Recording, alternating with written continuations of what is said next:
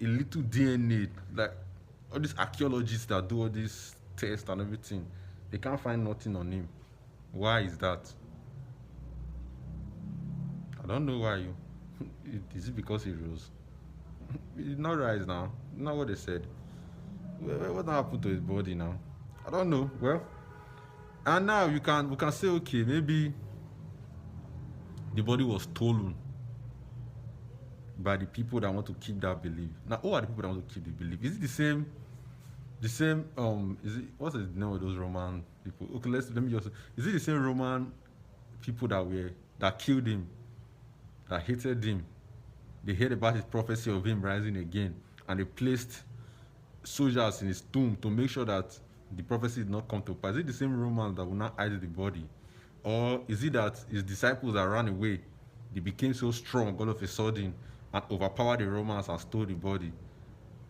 Until somebody come out and tell me how somebody that existed, all of a sudden there's no single atom of that person on earth. When somebody come out and tell me like something reasonable, I have to believe in Jesus Christ. Not just because he rose or because I cannot find his body, but because of what he stood for while he was alive. Because there were only two commandments he said God had. Only two. Now let's just say those Old Testament shit was bullshit, and Jesus Christ talking about God is not what those, like, let's forget about the God Jesus Christ was talking about. Let's talk about the Jesus Christ himself, and let's talk about like his own personality. He only had two. He only said there were only two commandments, which I believe is what he was living by while he was on earth. Which is number one, love your neighbor as you love yourself. Number two, love your God. Just do those two things. That is all I'm begging everybody to do. Love your neighbor. Love every single person, because every single person on earth is your neighbor. Then love your God. Now, how can anything go wrong in this world with these two commandments? How? How can I lie to you if I love you? How can I sin, do something wrong against you if I love you?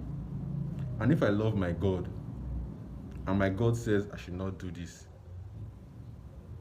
why will I do that if I love my God? Why will I go against that? Now, just like, how can it go wrong from there? If your God tells you to kill somebody, I don't see why you want to keep following that God. If your God tells you to hurt somebody, I don't see why you keep following that God. So at the end of the day, everything in the Bible might be bullshit, might not be true,